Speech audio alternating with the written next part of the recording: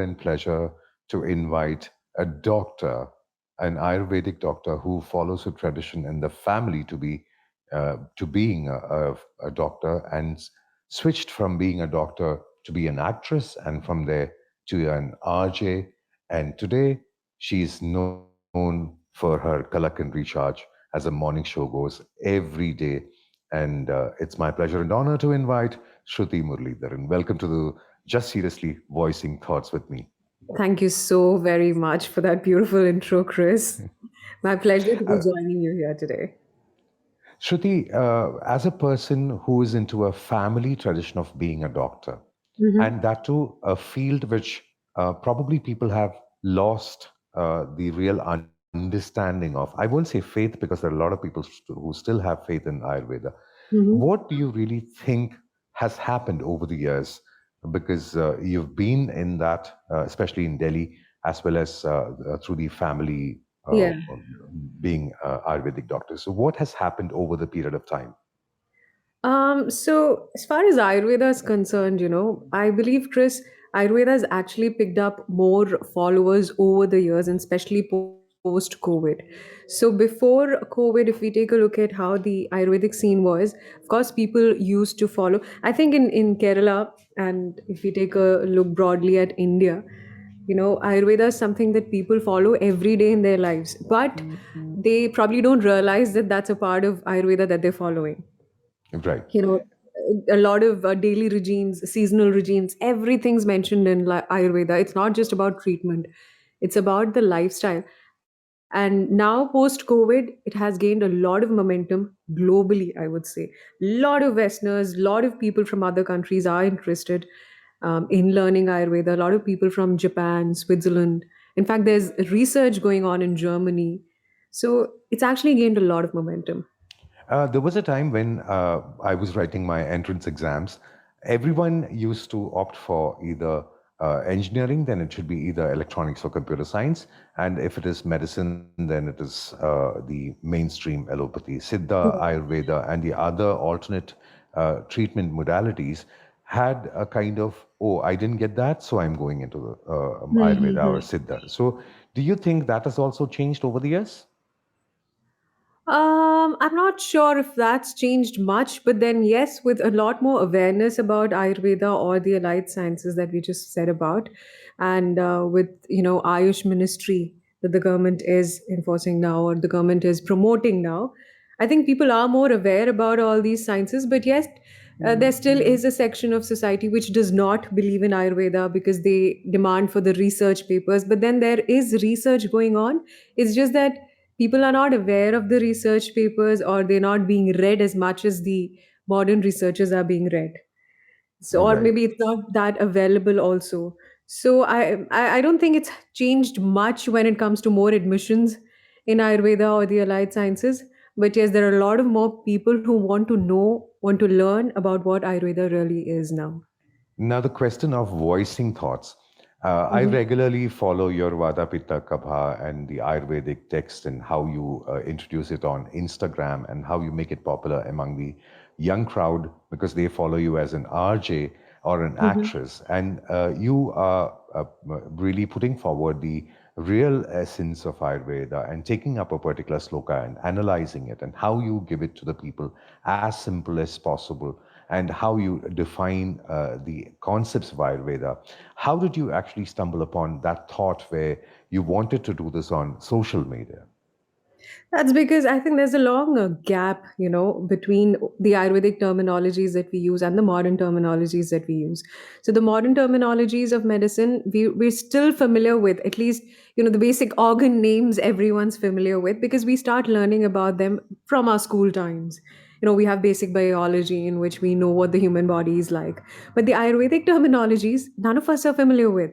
I Hmm. was still familiar with because it runs in my family. So starting from my childhood, I knew what my prakriti was. So because I had my aunt telling me, or I had my parents telling me that, okay, this is your prakriti, this will suit you, this is not conducive for you, this is conducive for you, and everything. So I had that familiarity with those terminologies. But for someone who does not know what Ayurveda is, or someone who's going to an Ayurvedic doctor, to get to know what their problem is. And if the Ayurvedic doctor is sitting there explaining that, okay, your vada's gone up, your kapha's gone down, your pitta is really aggravated, they wouldn't understand what the doctor's saying, right? And then there definitely won't be a connection between the doctor and the patient. And the doctor probably cannot even take a lot of time to make the patient understand. So I thought I'll probably start with the very basics of what Ayurveda is. If someone's interested to know what that is, they can definitely follow the videos and get a gist about what the basic that Ayurveda tells us. Yeah, that's That's really how. commendable. That's really commendable, and I really appreciate that. And probably miss those videos because in between there was a Yeah, huge gap. yeah, I agree. So I'm actually pregnant at the moment. So I was just, dealing with certain complications of the pregnancy phase. So I was not able to do the videos, but hopefully, God willing, I'll be back very soon.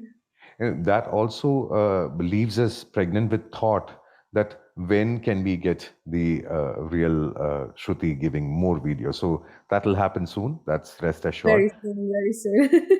Coming to Yeah, another aspect of the first time after you being an actress, a particular short film which was being shot, yeah. the initial shots you were describing the character which I was playing as some weirdo with long hair and ugly looking, unkempt, and all the kind of Did I? abuses.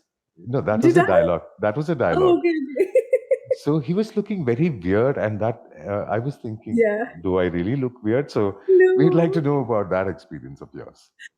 So our overall is the short film that we both did, but technically we were not together, right? Yeah. And so I think short films is something that I got introduced to when I came to UA because my husband's also a part of, he used to be a part of this short film group. And that used to be our weekend getaway, actually. We used to sit, talk about movies, short films. We were this very enthusiastic group of short film lovers and makers and everything. And then I happened to be a part of Nisar Ibrahim's short film, which Kriss was also a part of. And yes, like you mentioned, Chris, that was the first dialogue. I was like, "Ha, oru കാണാൻ പേടിയാവുന്ന ഒരാളെന്നൊക്കെ പറഞ്ഞു," because your character was such in the short film. And I think our short films won a lot of awards as well. Yes, yes. And And luckily, I played the character of Death in that, and Death yes. personified. So yeah, that was a very interesting short film, which I really happened to when Nisar came and said, "If you're doing it, we'll go forward. Otherwise, I'm just dropping it." I said, No, "Yeah, we if you're needed saying that." someone like you, with that presence. No, no, that actually adds on to the fact that yeah, I look weird and scary. No, it's that whole personality that you carry and that screen presence that you have, which really was the demand of the film. That's really kind of you to cover up the whole issue. But again, let me move to another aspect of becoming an RJ. Hmm. So, from a doctor who's pretty serious and concerned about the health of the person, from that serious side of you to a person who has to laugh, whatever the case may be, Yeah. who has to make people laugh. So, how was the transition and how did it happen with you? It just so happened that I'd gotten married and I came here, was planning to practice, get into Ayurveda. I was about to write my exam. That's when a movie happened. So one of the RJs in another station, they put out an audition, casting call and then audition call, and I happened to apply. I was sitting at home for a couple of months. I was getting bored. I'm not this person who can sit at home. I just need to step out and work and do something. So I was like, okay, in the interim, maybe I can just try for the movie. And I auditioned for the movie, happened to get selected. And then there was this whole month of shoot which happened. John Marcos is my director, and we did this movie together. It was such a beautiful experience for me to get to know what the Malayalam movie industry is like. The production food was the best, I would say. And then in between, I happened to get to know from one of my friends that there's this radio station which is opening up. So she said, "Why don't you audition for it?" And I had no clue about radio because I was not even a radio listener, I would admit, frankly. Neither back in India nor here. I was not someone who'd keenly listen to radio. But then she said, "Okay, why don't you try?" And I was like, "Yeah, why don't I just try?" And then I went for audition. There was a newly open radio station here.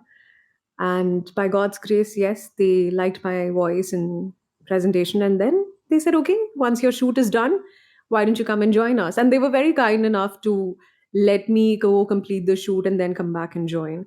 So, yeah, they waited for me. This happened. And I was in that station for 1.5 years. And then I was called to another station where I presently work. Hmm. And that has been a pleasant experience so far. So, I've completed 5 years in Club FM 99.6, where I presently work. Uh, the voice aspect of radio, how Mhm. do you really look at your, let's say, your voice and your, say, exuberance or your attitude? How much does it play? Me being an RJ, I felt as if I wanted to be myself, but I've seen other people who want to portray a different character Yeah. apart from what they are. So, as an RJ, like a person who is in my field, Mhm. I would like to know your thoughts on the RJs who have such different or varied thoughts. So I think with Malayalam radio stations, we have this concept of, not keeping it very real. Hmm.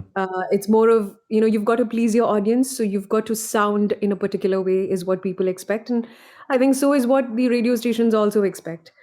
But for me, the thing is that I always want to be myself, and that's what I can be. So, like you said very correctly, Chris, very rightly, like you said, you've always wanted to be yourself. And I think I've also always wanted to be myself. And I always put that out. If I'm upset, as a radio presenter, you're not supposed to sound upset if you're upset. Hmm. You're supposed to cover that, sound very happy and sound very bubbly and all. It's a challenge, it's a task. You get up in the morning, there'd be so many things at the back of your mind which are bothering your daily life or which are bothering your personal life, but you're not supposed to carry that to your office, because you've got to do a show where you've got to make people happy. But what I do is, if I am upset, I do tell my audience, because my audience is someone who's been listening to me every day. I believe they know me. I believe they understand me. I believe they take me to be another human being like them who'd have issues personally or professionally or whatever. So I mostly convey it to them. I say that, okay, I'm not in a great mood today. If the reason is something that I can share with them, I mostly do. And I tell them. And I think that's what gives me that connection with them, rather than being somebody else who just, is very pretentious and very happy. I try to be myself. And that is conveyed through my voice. Very Wonderful. uniquely. There, I would like to ask you the most happiest moment being a doctor in Delhi, or being an actress in the Malayalam film industry, and as a radio jock in Dubai. Three Um, moments. the most special moment as a doctor, I would say, would be, there was this moment, in fact, two moments where I got to give CPR to, in fact, you don't have to be a doctor to give CPR, though. You can just be trained in CPR. But still, as a doctor, when I was practicing in Delhi, we had these two moments. One was when our staff was in a very bad condition, and one with our patient. I got to give that CPR, and they both came back to life, which was something that I carry very deeply, and I'm very grateful for. That is one thing. And practicing in Delhi with my aunt, who's been there, I think she's actually quite a well-known doctor in North India. So getting to practice with her, I got to, meet a lot of people, a very wide range of people, and get to know their issues. The best thing what I find about being a doctor is that people want to come and sit and talk to you. It's not Hmm. just about getting the medicine. They just want to come and open up to you. They want a doctor to listen to them. So yeah, that is something that I got there. Couple of more good moments, I would say, I had been practicing as a doctor. Then as an actress, I've just done a very small role in just one movie, so I wouldn't really say that Yeah, I I've. would include the short films too. Yeah, the short film. I think the beginning of getting that opportunity to be an actress in the short film is something that I would find to be very special. And especially we had this gang of friends, like I mentioned, to work with them. was a very special experience. I still cherish those moments. And like I said, the production food was something which was really, really nice in Malayalam film industry. That's something that's always spoken about. And it's nice, right? I think many of us want to be an actor. Many of us want to see ourselves on the big screen. To get to see yourself on the big screen, yes, I would say I'm very thankful to my director that he chose me for the movie, though it was a small role that we all played. But when you see yourself, it's something really special. I got my parents to get to watch the movie and everything, so that was good. Hmm. And as an RJ, many many special moments because there are these celebrities that you've seen, you've grown up watching, you wanted to see them. When you get to meet them in person, when you get to speak to them in person, that's very special. And there's one thing about radio, Chris would know, of course. You get to change so many lives. That's Right, really, right. really special. I remember one listener who called up. There was this topic that I'd taken, and then he'd called up to talk about something else. But then eventually, as he spoke, he said that he has 5 children, 5 girls back in India. He's not seen them for, I think, 3 or 4 years. He'd not met them. So I said, "Why have you not been traveling to India?" He said he does not have money to travel at the moment. As soon as he said that, we started getting calls from all over Dubai, UAE, Abu Dhabi, I mean, across UAE. People wanted to help him. People just Mm. wanted to take a ticket for him, send him home. And one of my listeners, they called, they booked the ticket for him. They bought a lot of toys for his kids. They sent him to Kerala. He spent some good days with his family and he came back very, very happy. That was a moment where I really felt that yes, I was doing something worthwhile on radio. Wonderful. Uh, the aspect of being RJ and actress and doctor, all that we have seen like through your thoughts. But seriously, the moment you start stressing on the fact that the production food, I think people would have a new reason why they should be in movies production food. Let me also add that Telugu industry, the food is still more better. So I think No. people should, yeah, the kind of food you have options of even telling the production that, yeah, I want pizza tonight, so you will get that. So Oh, that's good. that's another reason now why people should move to movies. Now, all these three places, being an Mhm. actress, dubbing for yourself, being a radio jock, being a doctor, you get to see another aspect also. Like we all talk about the rosy side, Yeah. but you will find patients who are faking or who don't have any issues, but still they want a particular result from you because these days it's a Google-driven Yeah. a medical field. And the same thing with radio or movies where there are a lot of unidentified fakes. So, what is your take on that? As a doctor, frankly, I've not practiced for a long time, so I've not come across such cases. But in radio, yes, what happens is at times you have the same people calling in with different names from different numbers at the same time. Like you're running a contest and you have the phone lines buzzing, and you know that, okay, four of them are probably from the same person but using different phone numbers. That really upsets you. That's like because that opportunity can go to somebody else. You Mhm. call from, be genuine, call from one number. If you're lucky, you'll definitely get through. So that I feel is not right to be doing. You're not being genuine. So that fakeness is something which really bothers me. Each time we run a contest, I'm like, they're doing the same thing. And I think the listeners don't get to know that we get to see the numbers and we can even name them. And so yeah, but mostly I've come across fake people in real life rather than my profession, so yeah. So, I mean, how should a person deal with such kind of fakes?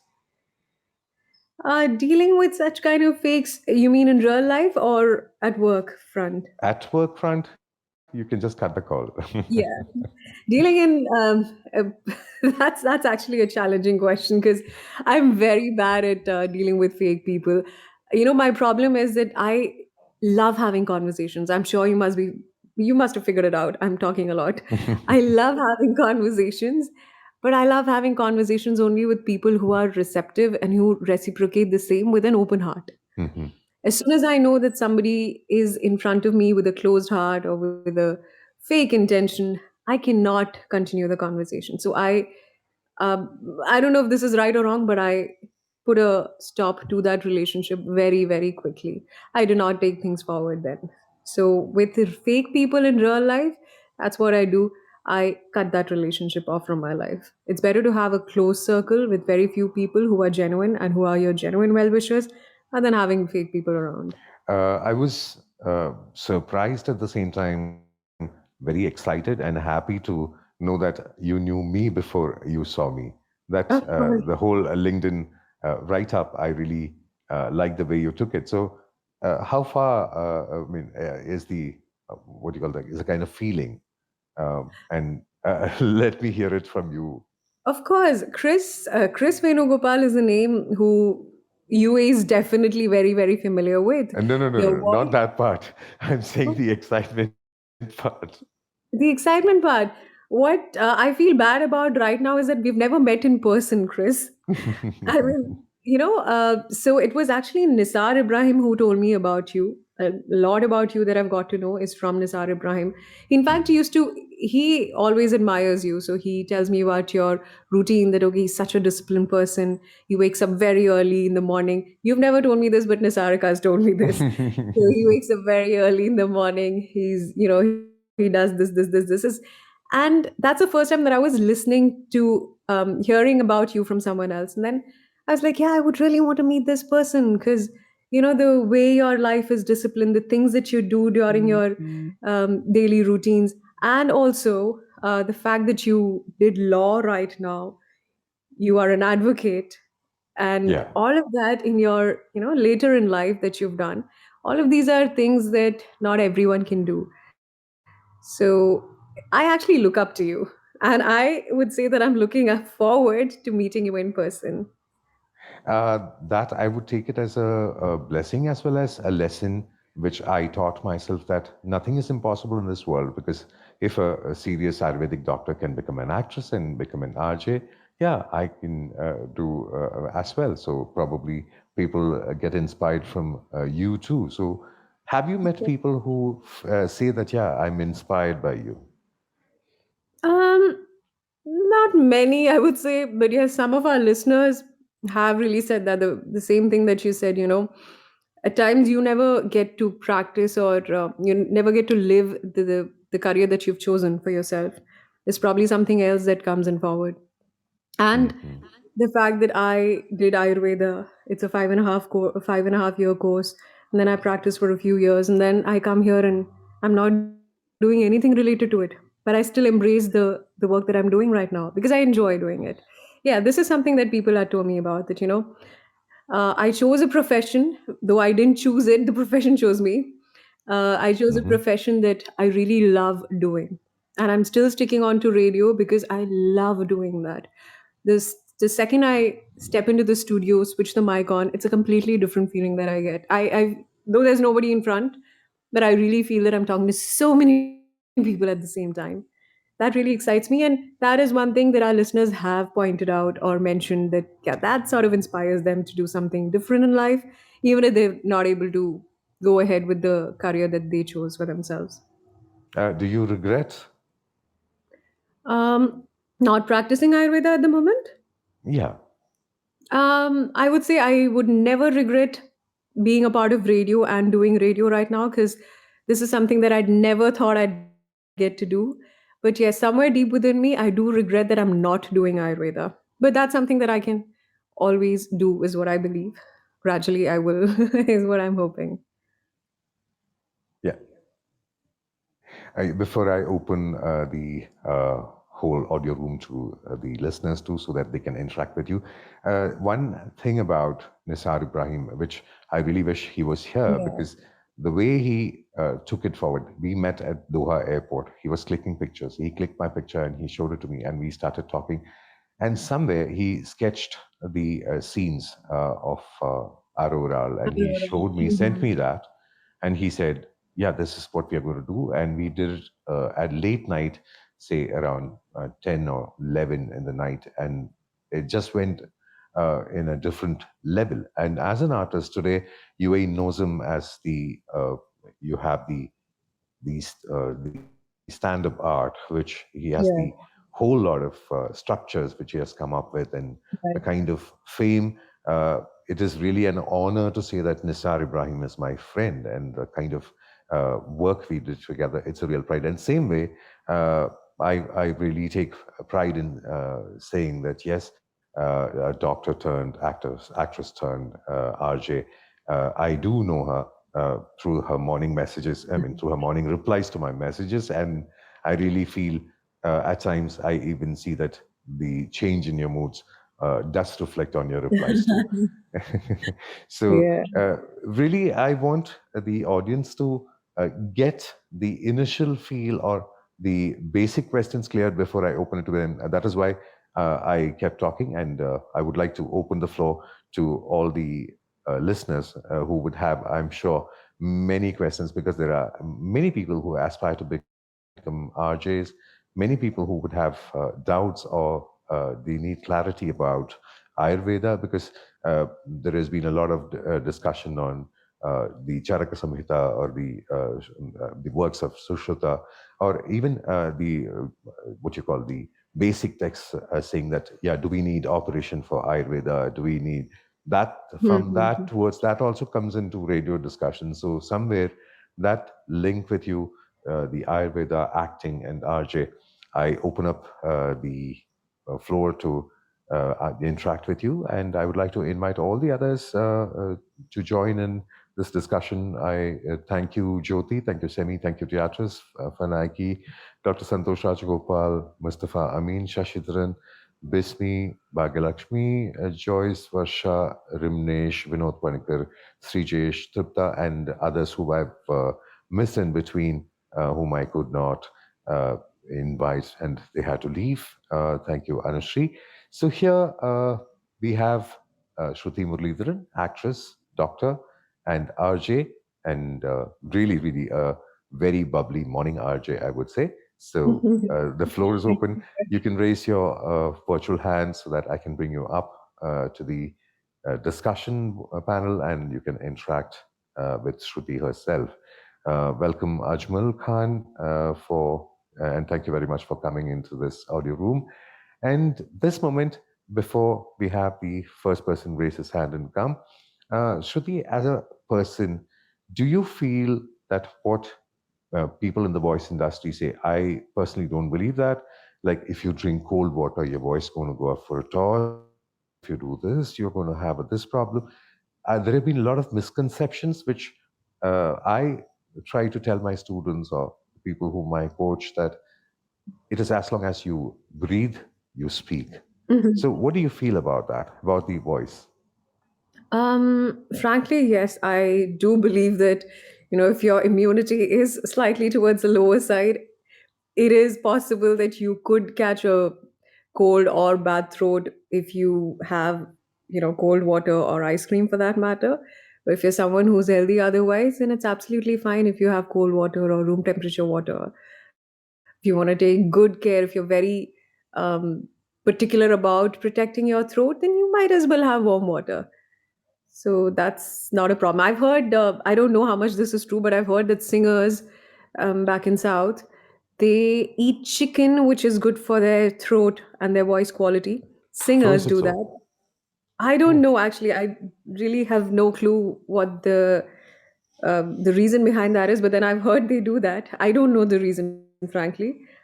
But yeah, so I don't know. For me, I cannot have a lot of cold water because it does affect my throat at times when those times when my immunity is low. But otherwise, I can. I really see the heart symbols coming up because eating chicken improves your singing quality. That's what the message they got, I guess. I But guys, I don't know the reason behind that, so I don't want to advocate for that. But it's something that I've heard. So yeah, so all those who are eating chicken, probably they should come up and sing a song so that's that we all. do understand if there is some truth or not. So welcome, Ajay, and the floor is open. You can raise your virtual hand, and we have Kabir who wants to come up. Yes, Kabir. Welcome to Just Seriously Voicing Thoughts with me, Kriss Venugopal. Kabir is a mentor, and he's a person who really helps people grow in their life and through startup development. equipment and all the other aspects, because he's one person who has seen it, done it, and he's now imparting the knowledge to all. Welcome, Kabir. Hi, Kabir. Hi, Shruti. It's very nice to hear your voice. And Thank again, you so Chris, much. very happy to be the first to ask questions. So, Shruti, now, how to be an RJ? Deep I think you're question. asking the I wrong really, I person. really, I really like that question. Very, very crisp question. How to be an RJ? This is actually a question that I get asked the most on my Instagram. And it's nice to see that there are so many youngsters who want to be an RJ. You know, we get a lot of messages. All of us RJs, we get a lot of messages from people who want to be RJs. They keep asking us, how do we become an RJ? What is that course that we need to study to become an RJ? What is that educational qualification? Frankly, I'm not qualified to be an RJ, if there is a qualification to be an RJ. But I think it's all about how you express yourself. It's a lot to do with your voice modulation, how well you put your emotions into your voice and into your words. I think that's what an RJ needs. And people have this misconception that, when they message me, they also say that, I love talking. I talk a lot, so can I be an RJ? It's not about talking a lot. It's actually not about just saying anything. It's a lot about how you connect with people, how well you can connect with people. So I think that's how you can be an RJ, and how to be a part of a radio station. One's really got to approach a radio station and try give auditions and give voice tests. If you pass it, you're an RJ. Now I have to practice my voice. I'm sure you can, Kabir. There is like probably I've used so many times in the kind of functions which I've attended as a jock. I keep telling them that I'm paid to speak less. That's why my speeches are too Yeah, short. true. We're actually not paid to speak more. It's rather speak less. Quality of words that we need to use. Welcome, Beatrice. I thank Hi, you. Theat. Hi. I just had a quick question on RJ. For your daily routine, do you select what to speak about, or is it something that's uh, given to you by the radio station? How do you determine what you talk about? That's a very good question, Beatrice. Why? Because again, people have this misconception that, if you're an RJ, you can just switch the mic on and start talking about anything. No, so most radio stations, they have producers, show producers. We don't have a show producer at the moment. So, and also mine is the morning show. So at present, it starts at 6, but previously we used to start at, 5 a.m. And for that, you really cannot expect yourself to prepare the topics early in the morning. So you've got to sit on the previous day, prepare the topics that you would be talking about the next day, the interviews that you'd be taking about. And at times, if the guest is very special and you can't find them on any day, you've got to record the interview previously, set it up, edit it, produce it, or get it produced by producer if there is one in the office. And so the show has to be really packed. The show has to be packed with interesting things. It has to be infotainment. There has to be a lot of elements of everything, which is a good mixture. It has to be like a very good biryani, is what our mentors used to say. So the biryani has the right flavor of every ingredient, and that's how the show has to be packed. So we've got to prepare ourselves for the show previously itself. We've got to decide what we want to talk about so that you do not fumble, so that there is no break, no lag. And my show at present, the one that I do, the first hour is mostly news. In fact, it is just news. So that is something that we, pick the paper in the morning and start doing. But the further hours are topics, games, and everything which we prepare and plan. Thank you so So much. That is very insightful. I thank you, appreciate dear. that. Thanks. Thank you. Time daily routine. She's a habit coach and really trains people to be strict on themselves. So I hope the question is not script, Funaki. Yes, the floor is Good open to you. evening. Good evening, everyone, and so happy to be here. Thank you, Dr. Chris, for giving us such wonderful session. Just seriously, and Shruti, I'm so happy. Congratulations, you just met someone who is inspired by you. Dr. Chris asked you if you already met someone, but now you are meeting someone. And so, what I love is. You are very authentic in everything that you do. I really love that. And as you said, when you meet the fake people, you just don't want to talk with them and so on. But I have a question. How do you know that someone is not being authentic, but they're just being fake? How do you know that? Lovely question, Fanaki. How do I know that? I think it's intuition, and I've heard that women are more intuitive than men. I really have seen that in my friend circle that us women are somewhere very, very far ahead when it comes to intuition. And you feel that, when someone's trying to, even if they don't talk to you, even if someone's just standing in front of you, you get that the so-called vibe from them, the vibration that you share with each other. You know if that person's fake, you know if that person's genuine. And if they start talking also, then yes, you know if that person's genuine or not. And also, this is something that I've gotten from the very little Ayurvedic knowledge that I have, I would say. We have this thing called Prakriti analysis. You read a person. I mean, every science of medicine, I believe, does this. As soon as a doctor, sorry, as soon as a patient walks in, you analyze that patient. And with Ayurveda, we have this thing called Prakriti analysis. You try and analyze the body constitution of that person. And for that, you have several parameters for that. So, starting from the way they walk, they sit, they talk, their hair, their skin, and everything, you analyze them. And this analysis process is something now that comes to me very naturally.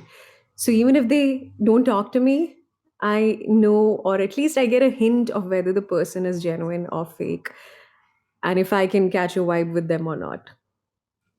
Wow, wonderful. So it's an intuition. And yes, the It's vibe we known, can feel. Mhm. And I have another question. As a Mhm. habit coach, I would like to know your routines. Like, what routines do you have? What help is helping you to make you the person who you are right now? I want to know the person behind the scene, behind being the actress, being a doctor, being an RG. I really want to know behind your wonderful voice, how do you do to keep it so wonderful? Oh, that's so sweet of you, Pinaki.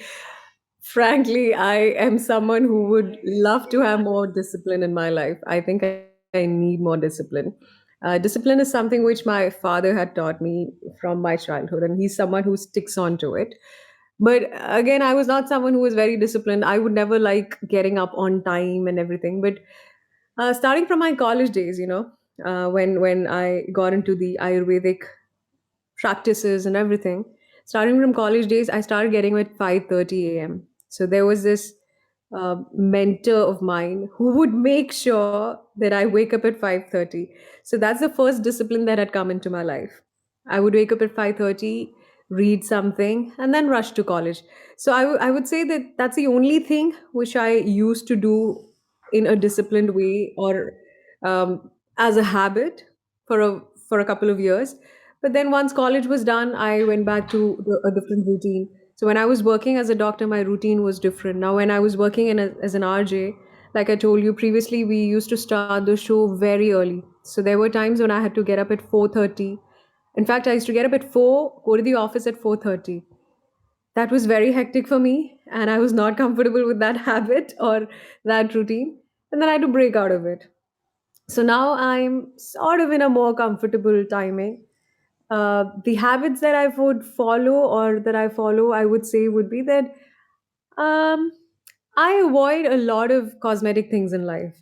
I'm not just talking about cosmetic creams or anything, but a lot of other cosmetic things around us. I avoid them. That's one practice or habit that I have in life. And yeah, I would say that's it. I'm not a very disciplined person, Pinaki. And for my voice, I really don't do much. In fact, I don't do anything. Yeah, but then when I know that there is When I know that these are days that I'm susceptible to catching a cold, I avoid cold water or drinks. That's it. Other than that, yeah, I'm just very regular. Wow, thank you so much for sharing this, Viva. And you are so simple yet so beautiful. So, Thank you, dear. looking forward Thank to you so meet much. you. Thank you so Nice much. presentation, okay.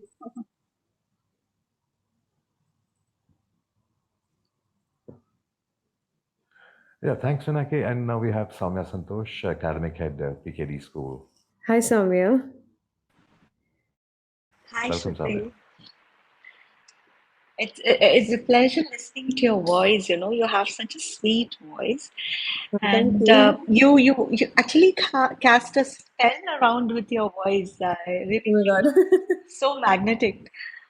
You know, my I'm question blushing right is, now. question is like, do RJs really need such a voice, or do you need such a voice to cast a spell on your audience, or are you a singer? I have two questions. Are you a singer? Because your voice I tells me that you are a singer also. I would love to be called a singer, but nobody around me would agree to that. No, I mean, I used to learn Carnatic music way back when I was a child, and then eventually, when I would go, my teacher wouldn't come. When my teacher would come, I wouldn't go. So we eventually left the class. So I couldn't take up that dream of becoming a singer. And your question, if an RJ does need this kind of, I mean, any particular kind of voice, not really, not really, Samya. It's. I mean, of course, when you're listening to a show, you want to have a pleasant voice to listen to, but then that's not the only thing that an RJ needs, right? It's about what they talk about. It's about what they're bringing to the table for the audience. If you're able to connect with your RJ, I'm sure the voice doesn't matter. I mean, it's when you make a friend in your life, you're really not bothered about how they sound, but then you're really bothered about what they talk to you or what you're able to give to them. So that's, I think, how an RJ also works, because an RJ becomes a part of your life.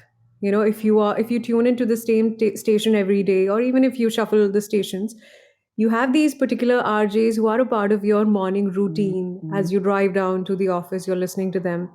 So voice really doesn't matter. It's how well they connect with you and what are they giving you as soon as you're starting your day. So I feel, yeah, that's voice is not a mandate. Oh, I know Dr. Chris' voice is like, what to say? He really has Yeah, such a he does cast a magical and spell. a powerful voice, True, true, true. I agree. like a Pied Piper. He takes all the audience in his hands. That's Very true. the That's an advantage if you have that kind of a voice. power. Very true, very true. So thank you, Shruti. But I really feel you should pursue your singing, or you should restart, because your voice is so very perfect for a singer. If you agree to listen to me when I sing, I'll be there. Maybe you can sing two lines and just. No, no, no, no, Samir, you cannot make me do that. We have some audience right now. Let's not lose them. No, no, no. I don't think I should attempt that. No, but maybe someday when I practice for the next session, I'll be ready. Okay. So I think Chris isn't there. There's a small glitch.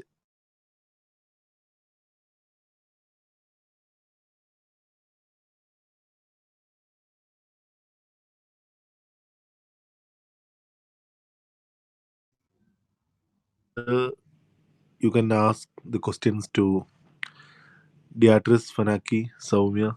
You can ask other questions. Shruti, Hmm. before Dr. Chris, few lines from you, a song. Sorry, I didn't hear you, Kabir. I couldn't get your question. I'm also having that glitch. Uh, no, can we hear two lines of a song from you? So whoever has come for the show, we have heard songs from them. Veno. Yeah, yeah, Yeah, Venu. part. Venam. Come on. Okay. So, like, guys, I there's a disclaimer. I don't sing well. I'm really not a good singer at all. Can't even call myself a bad singer. But yeah, till Chris comes back, I'm gonna entertain you guys. So I'll sing two lines from this Hindi song which I super love. Yeah, please bear with me. Please do not step out. That's a request.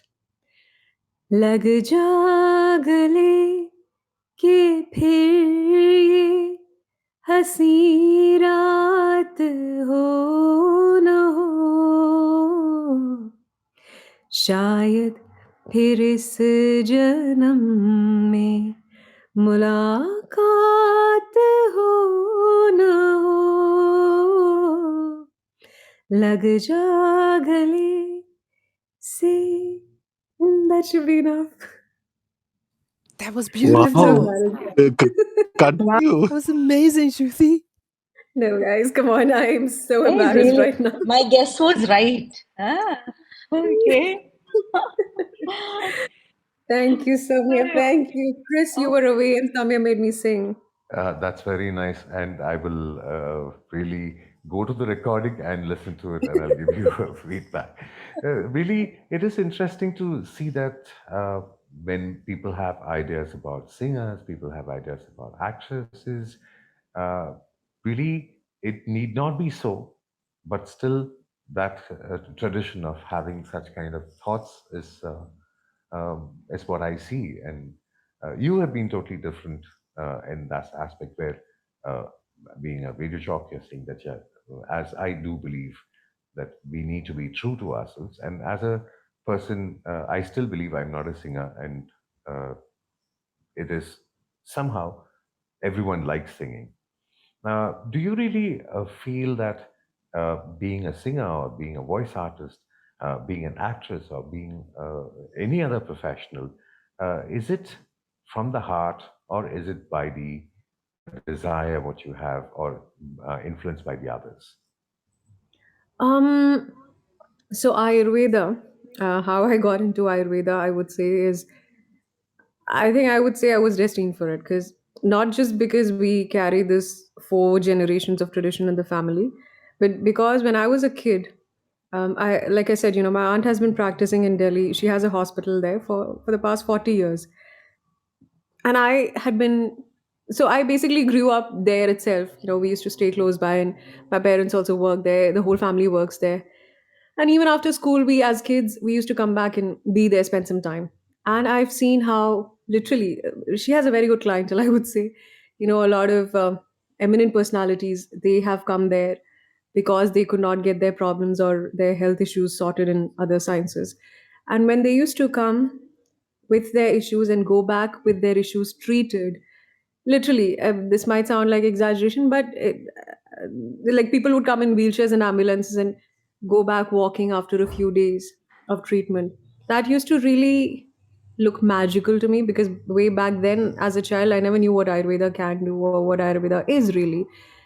Even with modern medicine, of course, you go to any hospital, you get your problem sorted, and you go back walking, which is a blessing. Any form of medicine that we have today is a form of blessing. And for me, I was more connected with Ayurveda because I've been seeing that since childhood. So as a child, I always wanted to take up Ayurveda, but eventually, as my interest changed, that was not something in my mind that I wanted to do. But with a series of events in personal life, um, I would say my parents emotionally blackmailed me, and I after school I got into the Delhi University. I was studying at Delhi University for a few months, and then somehow my parents managed to blackmail me emotionally, and they were like, "No, you've got to do Ayurveda and all of that." And yes, I got into Ayurvedic college. When I was going to Kerala to join the Ayurvedic college, I was not very sure this is what I wanted to do. And if you ask me, did I have that faith in Ayurveda? I did, maybe because I'd seen a lot of miracles as a child. But then I did not know how it works.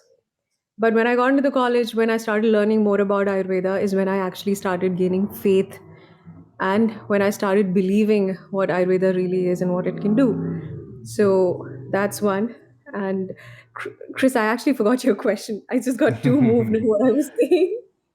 No, the question was how far does the external influences, or is it the heart desire that makes a person do Yeah. something? Yeah. Yeah. So when I ended up in Ayurveda, I then I thought about it, when I went back to my life and I was like, okay, maybe this was something that I'd really desired as a child, that I want to become an Ayurvedic doctor. And probably that's why I eventually landed up there. And Hmm. radio was it was actually nobody's influence. Radio, but then mass media was something that I always was admired or drawn towards. I wanted to always be there in that field of mass media. And when I said that, I was into Delhi University, I was actually studying mass media there. Hmm. So that is again something which I feel was a part of my desire. Somewhere in my heart, it was there. And yeah, I think anything that we do in life mostly is a desire which we've at some point of time held in our minds or in our hearts. So when we look back, I'm sure there'd be one point in life where you've desired for what you wanted and maybe where you are right now. Yeah, in between, let me thank Tripti, Ajay, Abhi, Shashi, Nihar for coming, and all those people whom I've missed in between.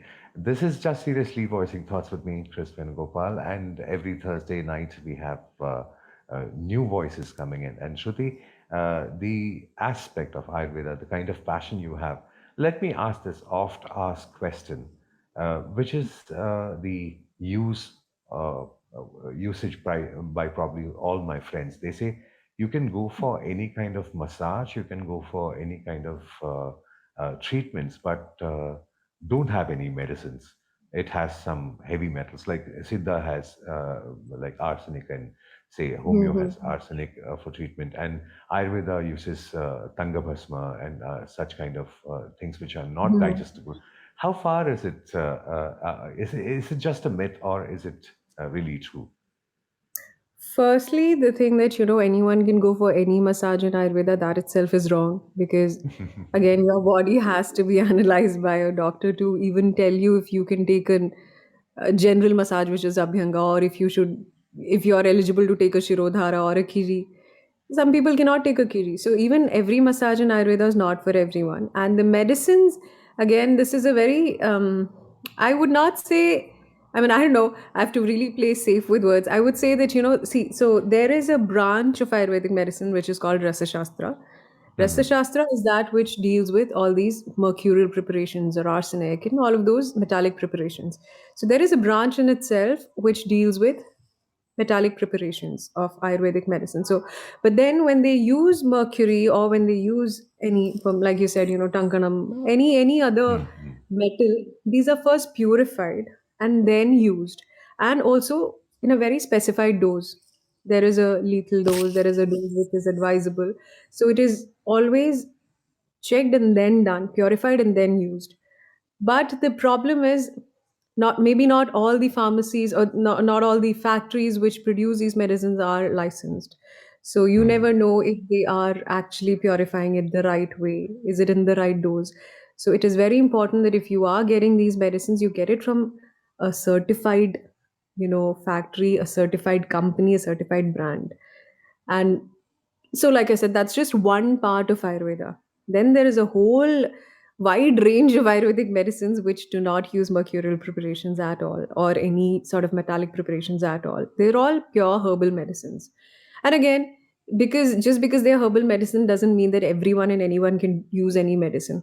No, it has to be Mhm. prescribed by a doctor because all of these medicines do have some effect on your body. So if this is what your doctor wants to give to you because you're suffering from this, or if you want to maintain your well-being, then the doctor will prescribe you that medicine. Doesn't mean that you can just blindly take any medicine because it has no side effect. No, not like that. No, probably people are excited by the over-counter drug, like you go and take a Dolo or a Panadol and just walk away, and your fever is gone. So they treat every field of medicine like that. Probably that could be the reason. I presume Probably. that could be Yeah, the one. probably that's Yeah, we have. no something like. Yeah, yeah, please go Yeah. ahead. No, no, no. Before inviting Amin, yeah, I would really wish that you complete. Yes, yes. No, so there are medicines like Triphala. So Hmm. Triphala is just a combination of three Kadika nalika different tanika. phala. Yeah, Kadka Nalika Tanikya, as you know, most Malayalis know that. That is something which is used in a very wide range of treatment. Can be used externally, can be used internally. So Triphala is Hmm. something that I think almost every household in Kerala uses. Hmm. And if you use that for an external purpose, it is still okay if you go and buy it from, the counter. But when you're using it internally, it has a specific action in the body. So you definitely should consult a doctor before taking that. Before taking something as simple as Trifla also. But when I say simple, um, I don't want to underrate it also. It's a beautiful medicine. So that has to be taken in the right way. Right. Welcome, Amin. The floor is yours. Hi, Yeah. Emily. Hi, Shruti ma'am. I have a simple question. You have so many professions. As far I know, you are an RJ, actress, and a doctor. Which among this profession you like the most, and can you say why? uh, I don't know if I can choose because um as I think I've always wanted to do a lot of things in life and not be sitting doing one thing. So if today I get an opportunity to practice Ayurveda and do radio and in between be an actress, I would love to do that. So because I find myself enjoying all of these processes. Being an RJ, I enjoy that process. When, like I said, when I step into the studio, I enjoy that feel. I forget that I had to wake up early in the morning. I completely forget that. And I just enjoy the whole process. I love doing my show. When I was practicing as a doctor, I used to love that whole feel of being there with that one person and opening my ears to them and the fact that they can share their problems with me. And if time allows, if the doctor has enough time, the patient is able to talk to you very openly. And when they open up their minds, it's nice, no? Someone's opening their mind, their hearts to you. So that was one process that I used to love a lot. Being an actress, I think that's again something that I always wanted to do as a child. So that is also something that I enjoy. I cannot pick one thing.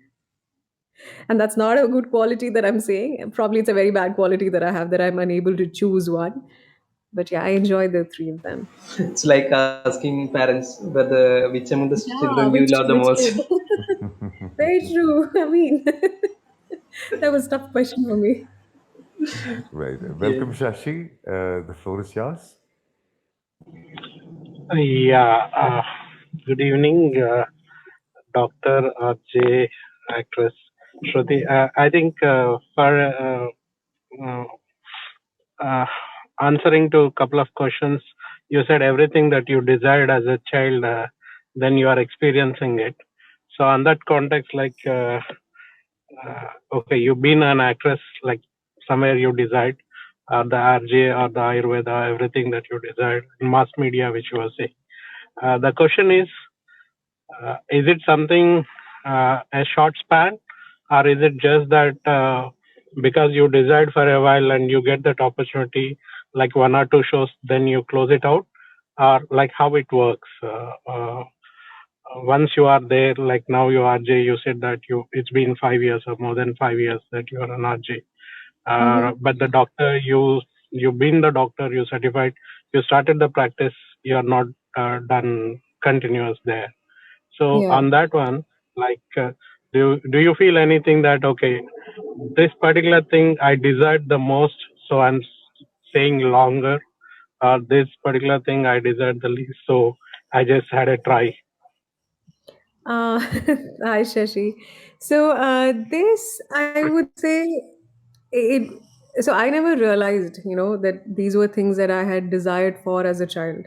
It was only after becoming an Ayurvedic doctor when I started practicing, and I was contemplating on the fact that, okay, how did I? Because for me, when I got into the college, in my head, I was forced by my parents to get in. Like I said, they literally Yeah, emotionally blackmailed me because my father said we have this tradition, you should not lose it. And our family holds a good name in terms of Ayurvedic practice and everything. So he wanted me to continue that.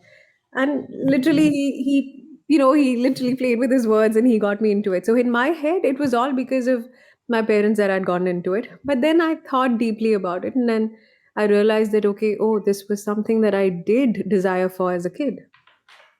So, but then I never realized it till I got into it.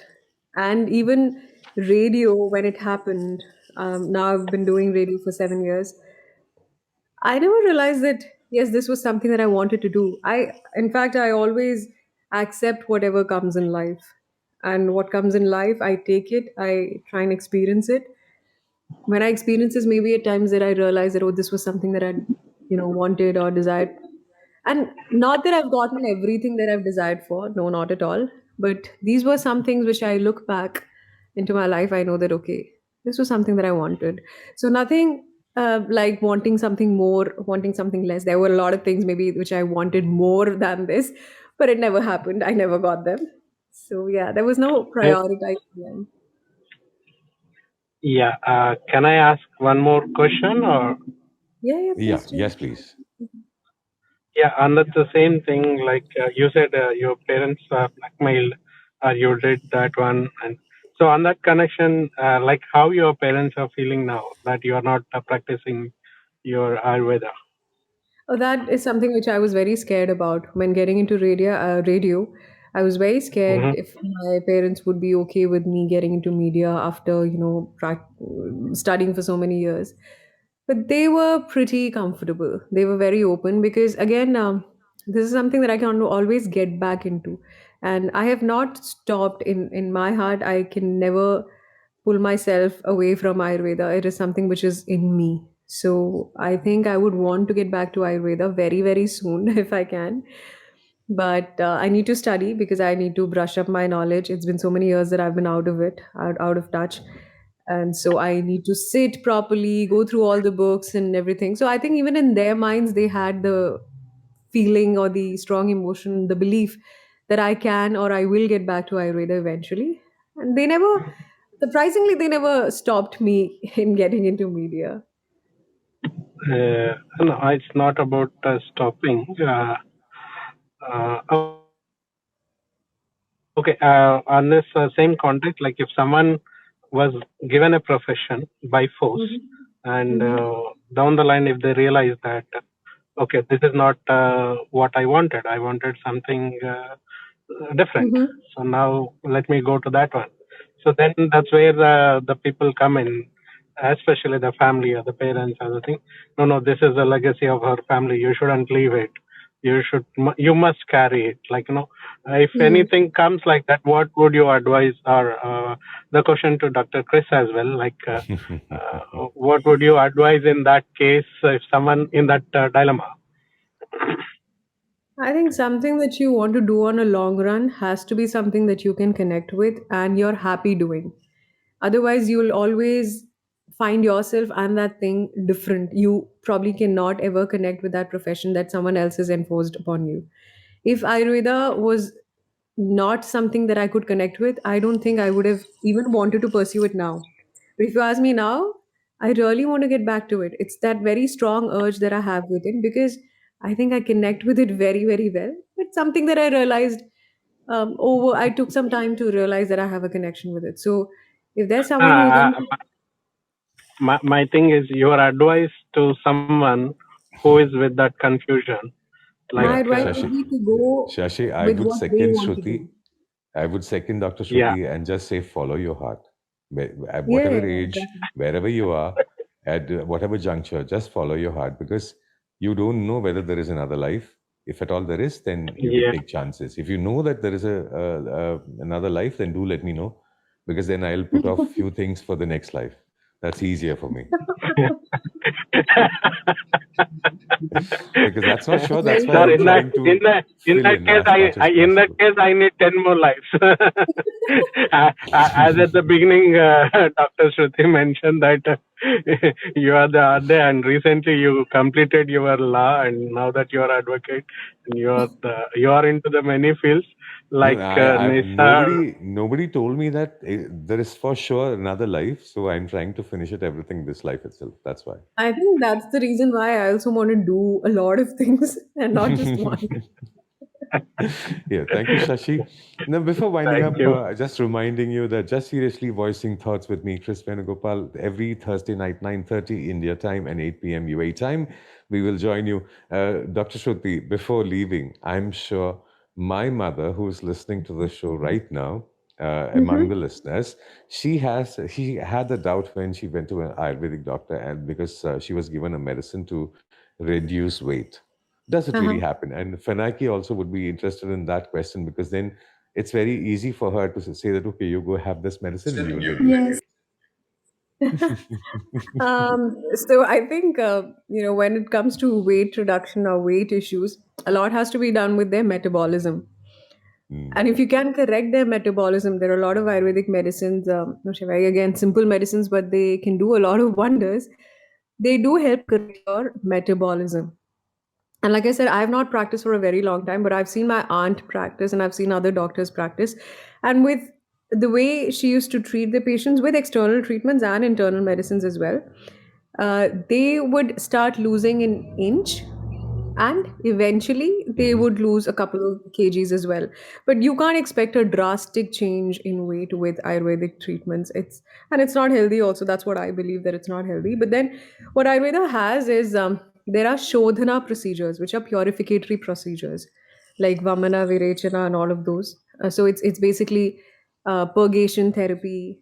You have Mm, enema mm, therapy, and all of those things. What they do is, these treatment procedures, they help remove the toxins from the body, and when they detoxify your body, then your metabolism is getting corrected, and then what you eat is absorbed properly, digested properly, absorbed properly, and then you also need to follow a proper lifestyle which is conducive to your health. That and all, I think, will help you, if not reduce a lot of weight, but at least get back to the proper healthy lifestyle and maintain a healthy weight. all right. So, just seriously voicing thoughts with Kriss Venugopal, we were talking to Dr. Shruti Muralidharan, RJ, doctor, actress, and a dear friend. Thank you very much, Shruti. I took a little more time because the conversation was getting really interesting, and looking forward to hearing from you soon and more and more. Thank you very much, Chris, for having me here this evening, and such a lovely audience that we had. I'm so glad that you were asking questions and were wanting to know things about radio, about RJing. Thank you so very much, everyone, for sparing your time to listen to us, to listen to our conversation. Very grateful. And thank you again, Chris, for having considered me for this evening. You're always welcome. Just seriously voicing thoughts with me, Kriss Venugopal, every Thursday night, 9:30 India time and 8 p.m. UAE. Thank you very much, and good night, everyone. Thank you. Bye. Good night.